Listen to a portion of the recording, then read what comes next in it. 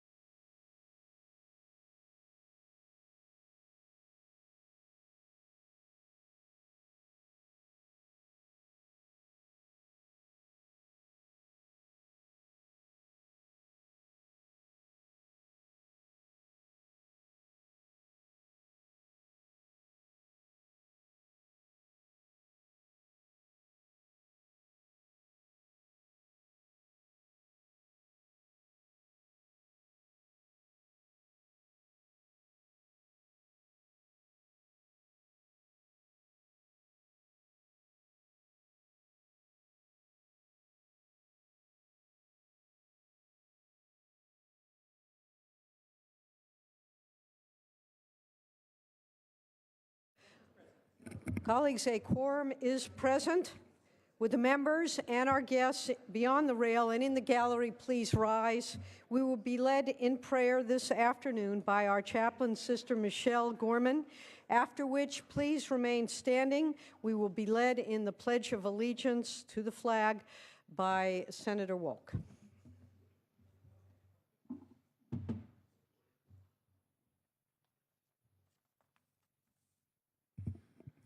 Let us center ourselves in God's presence. God of unity and wholeness, in this moment, draw us to yourself and make us aware, not so much of what we've been given, as of all that we have received, and so have yet to share. In this new week, send us forward in power and gladness, and with great courage to live out in the world what we pray and profess, that in sharing we may do justice, make peace, grow in love, enjoy our life, other people, and your world in this present moment. We ask this in your name. Amen.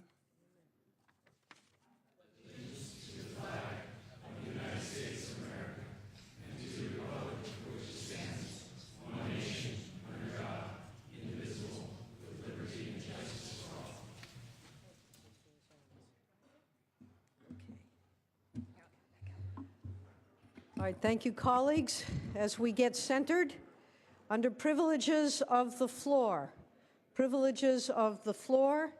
Senator Mendoza, under privileges of the floor. Senator Mendoza. Thank you, Madam Speaker, Madam President. Thank you, fellow senators, special guests. Today, we are flying the flag of India at the podium this afternoon in honor of our distinguished guest that is in the back of the chambers. It is with great pleasure that I introduce the Honorable Venkatesan Ashok, Consul General of India in San Francisco. The Consul General graduated in civil engineering from the Indian Institute of Technology in New Delhi and joined the Indian Foreign Service in 1982. His previous diplomatic postings have included serving as Ambassador of India in Zimbabwe and most recently as Ambassador of India to the Czech Republic. Impressively, Ambassador Ashok speaks Chinese, English, and several Indian languages. He accepted his current posting on November 21st of 2014, so I am particularly proud and pleased to welcome him to the Senate chambers for the very first time on this very auspicious day in Indian history. Today marks the 65th anniversary of the day the Constitution of India was adopted. California and India have long shared close ties economically and culturally. Since 2001, California has enjoyed sister state relationships with the Indian states of Gujarat and Punjab, and in 2008, the Senate sent a delegation to India to strengthen legislative and governmental ties. Today, we honor India Republic Day in the spirit of cooperation and friendship that defines our relationship. California and India share strong economic and trade relations. California is the #1 state exporting to the country of India to the tune of $5.2 billion a year. And it is exciting to note that for the first time in history, that a U.S. president has visited the country of India twice in their presidency. This weekend, President Obama visited Prime Minister Narendra Modi to further build our national relationship between our countries. Ambassador Ashok is accompanied today by Deputy Consul General Honorable Dr. K.J. Srinivasa. And also, we have other guests from my district and throughout our state. Venkat Mechineni, President of the India Association of Sacramento. Sudeep Karachikar, who is the Chairman of the FIA. Ajoy Dubey, Advisor to the Federation of Indo-American Associations. Kiwal Kanda, Board Member of the Federation of Indo-American Associations. We have Kamlesh Chauhan, Founder of Jagriti. Aparne Hande, President of the Federation of Indo-American Associations. And we have Ali Taj, who is a council member from the city of Artesia. I would also like to recognize the many guests that are here in the gallery.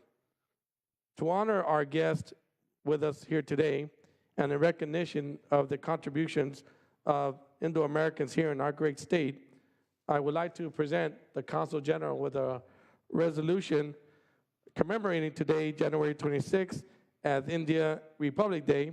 I am also pleased to announce that for the first time in the history of our California State Legislature, a concurrent resolution that the Senate and the Senate Assembly passed together has been adopted. To conclude, please join me in welcoming our Consulate General Ashok to our chambers. Congratulations and welcome to our most honored guests. Welcome.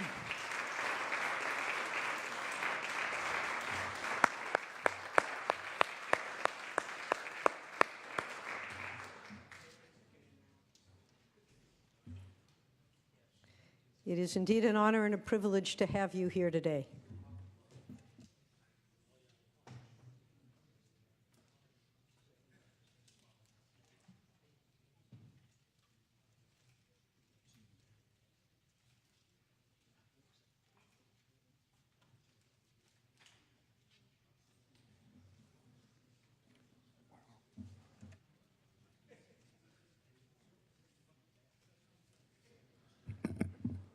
Still under privileges of the floor, Senator Jackson.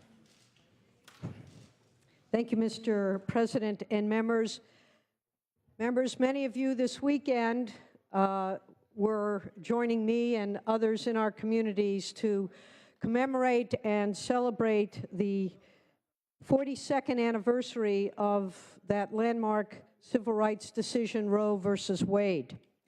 It has been 42 years since the United States Supreme Court ruled that a woman's constitutional right to privacy includes her right to decide when, with whom, and whether to have children. Before Roe, an estimated 1.2 million women resorted to illegal abortions every year. Unsafe abortions cost as many as 5,000 deaths annually, and women of color were disproportionately at risk because they were more likely to lack the funds to travel to an area of the country where safe procedures were being performed. Indeed, in the South, African American women's mortality rate from illegal abortions was 14 times higher than white women's.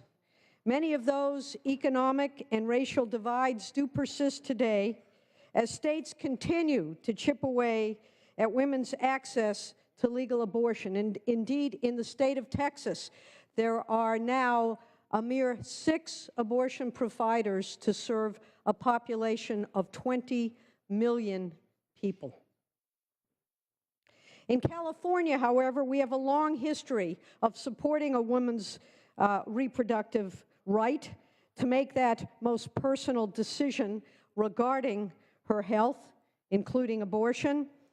And you know, California, unlike many other states, has an explicit right of privacy written within its Constitution. In its first paragraph, its first rights articulation of life, liberty, property, and privacy. It is clearly based on the will of the people of California in a constitutional amendment brought by the people back many years ago. And while most states are restricting women's health care, here in California, we're one of the few states passing legislation that is expanding access to reproductive health care. As Congress and state legislatures consider policies on women's health, it's critical that we be able to listen to doctors and medical experts who know that legal abortion is safe, and to the voters of the state who want its leaders and politicians to stop interfering in personal medical decisions. Colleagues, as we know, abortion is a personal, private, and frequently complicated decision that each woman must make for herself, taking into account her own circumstances, values, and responsibilities. We need to trust women because they know what is best for themselves and their families. That is the reason we are here today, honoring and celebrating what was one of the most critical civil rights advanced to women in our state and country. And I, for one, am honored to be able to stand in front of this legislature, which understands and appreciates that important effort. Thank you, Senator Jackson. Senator Pavley, I believe you have. I do. Senator Pavley at Senator Monning's desk. Yes, thank you very much. Waiting for my guest to come on forward here. It's my privilege to introduce a delegation from the College of the Canyons, which is out in the Santa Clarita Valley. It's part of the 27th Senate District. They're an amazing college. If you haven't been out there, they have Workforce Development Center. They are one of the top 2 fastest growing colleges in the nation with over 30,000 students. They do an amazing job in quality job training focused on local employers, really a model. With me today are members of the Board of Trustees, Bruce Fortin, Board of Trustees Vice President, Steve Zimmer, Board of Trustees Clerk, Michael Berger, are they raising their hands? Good. Board of Trustees member, Jared Moberg, Student Trustee, and Christine Colindres, Associated Student Government President. Yay. Woman President, we're so celebrating that. And Eric Harnish, Vice President for Public Information. This is an amazing college, is doing amazing things, and I'm proud to have them visit on the floor today and be a member of the 27th Senate District. So we were going to take a photo of Senator. A warm welcome Please to our join me in welcome. guests.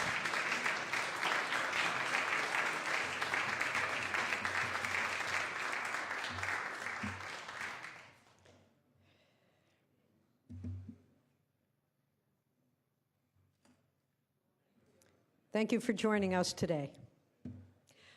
Are there any other privileges of the floor? Seeing none, we'll move to the file. Messages from the governor will be deemed read. Messages from the assembly will be deemed read. Reports of committee will be deemed read and amendments adopted. Under motions, resolutions, and notices, are there any members who wish to speak under motions, resolutions, and notices? Seeing none, we will move to introductions and first reading of the bills. Mr. Secretary, please read. Senate Bill 137, 138, 139, 140, 141, and Senate Bill 142. Bills will be deemed read. Under consideration of the daily file, under governor's appointments, file item 2, Senator De Leon. File item 1, file item 1. Senator De Leon. Thank you, Madam President. Before us in file item number 1 is appointment from the governor, Michael Eaton, a member of the Sacramento-San Joaquin Delta Conservancy Governing Board. Mr. Eaton was heard in the Rules Committee on January 14th and approved on a 4-0 vote. There was no opposition. The appointee responded in writing to written questions prior to the hearing. Mr. Eaton is being reappointed to the Conservancy Board. He's a farmer with an understanding of the statewide significance of the Delta. Madam President, colleagues, I respectfully ask for an aye vote. Thank you, Senator De Leon. Is there any debate or discussion? Any debate or discussion? Seeing and hearing none, Mr. Secretary, please call the roll. Allen? Aye. Anderson? No. Bates? Aye. Bell? Aye. Berryhill? No. Block? Aye. Cannella? Aye. De Leon? Aye. Fuller? Gaines? Aye. Galgiani? Aye. Hall? Aye. Hancock? Aye. Hernandez? Aye. Hertzberg? Aye. Hill? Aye. Hueso? Aye. Huff? Aye. Jackson? Aye. Lada? Aye. Leno? Aye. Leyva? Aye. Liu? McGuire? Aye. Mendoza? Mitchell? Aye. Monning? Aye. Morrell? No. Wynn? Aye. Nilsson? No. Pan? Aye. Pavley? Aye. Roth? Aye. Stone? No. Vidak? No. Wachowski? Aye. Wolk? Wolk, aye. Please call the absent members. Fuller? Liu? Mendoza? Mendoza, aye. Ayes 29, no 6. That appointment is confirmed. Returning to motions and resolutions. Colleagues, this is the time to adjourn in memory. Senator Block.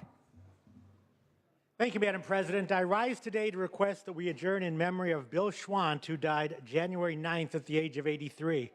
Bill was a trustee on the San Diego Community College District Board of Trustees and he and I were elected together in the year 2000. We served 8 years together. At that point, I moved on to the Assembly. Bill remained at the district until 2012. When we were elected, it was really a sea change in the Board of Trustees. There had been a lot of division. There had been a great deal of polarization, and Bill was the kind of guy who just everybody loved and got along with. And Bill brought the board together to make what had been a somewhat dysfunctional board very functional on behalf of our community college students. Bill was a proud alum of San Diego City College. He then transferred to San Diego State University, where he got his bachelor's degree in business and accounting and a Master of Arts degree in business education. Bill served for 37 years as an accounting professor at San Diego City College, while also concurrently teaching at the high school level for 32 of those 37 years. He enjoyed policy work, but he really loved the students, loved going to commencement, loved the faculty, and was very much a hero to the staff. And he was the board member who attended almost every staff event. So he will be missed in the district. His 2000 election, as I said, was a turning point, and students still benefit from the leadership that he showed. We extend our sympathies to his family, his friends, and his colleagues. We also extend our thanks to them for their generosity in sharing this fine man with us. Thank you, Senator Block, and please extend our condolences to the family as well. Senator Hancock. Thank you very much, Madam President. I rise today to adjourn in memory of a very much loved member of our extended legislative family. I rise in memory of Daniel J. Wall, known to all of us as Dan Wall, who died on Friday, I think it was, at the age of 68 of pancreatic cancer. Cancer that developed very quickly and that cut short what was to have been a wonderful retirement of travel and enjoyment of life with his family. Dan worked in so many levels in our government. He was the local government advocate for Los Angeles for a number of years. He was the deputy director for revenue and taxation and federal affairs for CSAC. He was the director of intergovernment affairs for Speaker of the Assembly, Herb Wesson, and senior consultant for the California State Senate Committee on Finance.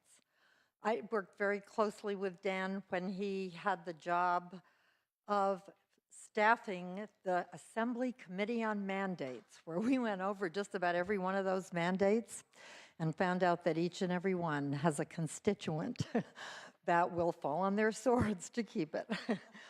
But he knew so much about government, and he was such a great friend to everybody all the time. He loved life. He enjoyed it to the fullest. He played the guitar and the trombone. He loved to dance. He loved all kinds of music. Dan is survived by his wife, Janet, his children, Aaron, Amy, Laura, Mary, and Thomas, 4 grandchildren, in-laws, his mother, sister, cousins, and really thousands of friends all over the world. I ask you join me in adjourning in his memory today. Thank you, Senator Hancock. On this adjourn, Senator Wolk. Thank you, Madam President. I, too, would like to rise and speak to the memory of Dan Wall. I knew him primarily when he worked in CSAC, and he was, as my colleague Senator Hancock said, a strong and knowledgeable defender and advocate for local government, but he also knew about taxes, and he was very much involved in the issue of taxes. He's known as the father of the Property Tax Administration Program, which is extremely important to everyone's county because it funds the assessor program, which, as we all know, results in revenues for the local government. The fact that he died so quickly and of a terrible disease like pancreatic cancer, it doesn't fit in with the way we remember him, and we should all remember him as someone who had an extraordinary sense of humor. He loved life. He was larger than life, in effect. He was a great music enthusiast, and all of you know that I represent UC Davis, and UC Davis has this tremendous open house called Picnic Day, and it gets a little rowdy, and there's a lot of music. And my chief of staff happens to have one of the rowdiest parties around, but Dan was always there. Dan was a musician, a guitarist, he had a tambourine, and there are bands that play all day at this picnic stock, as we call it, and he was right there, cooking and playing, and that's how he should be remembered. Someone who really not only advocated on the issues seriously that we all think are so extremely important and are, but as someone full of life, loved his family, and was really beloved by those who came in contact with him. So I join with Senator Hancock in asking you to adjourn in his memory. Thank you, Senator Wilkes. Senator Bell, do you also wish to speak on this adjourn in memory? Yes, I'd like to speak in memory of Dan. Dan and I worked together for over a decade on county issues when I was a member of the CSAC Board of Directors and chairman of the Urban Counties Caucus. I was often jealous of Los Angeles County because Dan did such a good job representing Los Angeles County and making sure that every nickel that was available for Los Angeles went to Los Angeles County. So us in Northern California were very jealous of the work that Dan did, and I'd like to applaud him for that. He also helped me on numerous pieces of legislation when I became a legislator, including the legislation extending the foster children age from 18 to 21. He was really instrumental in helping analyze the revenue and fiscal impacts. He also, I just want to say, Senator Wilkes correct, he did love music. He really loved, though, especially the blues. And I often remember Dan singing and playing the blues, so we'll miss him greatly. Thank you, Senator Bell, as well. Please, I know that many of us worked with him and all share in the sadness of his passing. So to the Wall family, I appreciate that adjourn in memory, and I know we all join in extending our sympathies to his family. Any other motions or adjourn in the memory? Seeing none, and if there is no other business, Senator De Leon, the desk is clear. Thank you very much, Madam President. Colleagues, as you know, tomorrow we have a policy summit. It's going to be exciting, a lot of good, solid issues as it relates to economic growth, especially those who have been left behind, what the future portends. So it's going to be exciting as well as invigorating. With that, Madam President, we'll be back here and we'll see you on Thursday on this floor session. Thank you, Senator De Leon. The Senate will be in recess until 3:30, at which time the adjournment motion will be made. We will reconvene Thursday morning at 9 a.m.